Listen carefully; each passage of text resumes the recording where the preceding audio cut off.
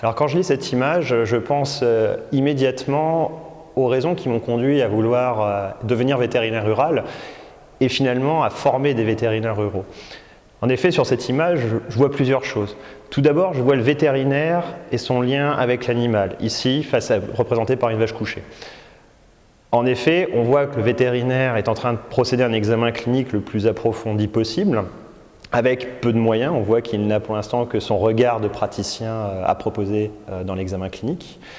Et c'est ce que j'aime vraiment dans la pratique vétérinaire rurale. C'est-à-dire que contrairement à la pratique de la médecine des animaux de compagnie et des animaux de loisirs, eh bien finalement le recours aux examens complémentaires et aux éléments de diagnostic supplémentaires sont très limités pour des raisons purement économiques. Et c'est ce que je trouve le plus intéressant dans notre pratique, dans cette pratique vétérinaire spécifique, c'est finalement d'essayer d'aboutir à un diagnostic le plus précis possible pour permettre un traitement optimal de l'animal, tout en ayant à disposition qu'un stéthoscope, un thermomètre, éventuellement un gant d'examen et surtout son bon sens et son œil clinique.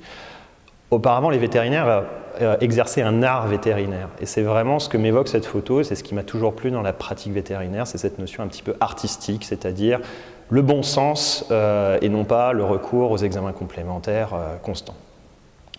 Il y a un deuxième élément que je trouve vraiment très intéressant dans cette photo, c'est l'attitude de l'éleveur et son positionnement par rapport à l'animal et au vétérinaire. En effet, on le voit dans une attitude un petit peu inquiète et puis dans l'attente du verdict du vétérinaire. Et c'est un second point que je trouve vraiment essentiel dans notre pratique. Souvent, on imagine que le vétérinaire est là uniquement pour soigner l'animal, mais finalement, il y a une relation, notamment dans la pratique vétérinaire rurale, avec l'éleveur qui est extrêmement importante. C'est-à-dire qu'en soignant l'animal, on va rassurer l'éleveur, on va lui permettre de poursuivre son travail, quelque part on va soigner son élevage.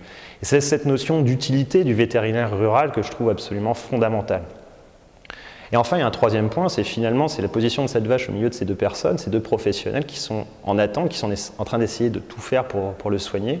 Et c'est ce que je trouve vraiment passionnant dans nos métiers, c'est cette interconnexion finalement entre l'humain et l'animal pour essayer de lui apporter, dans ce cas précis, les soins les plus adaptés.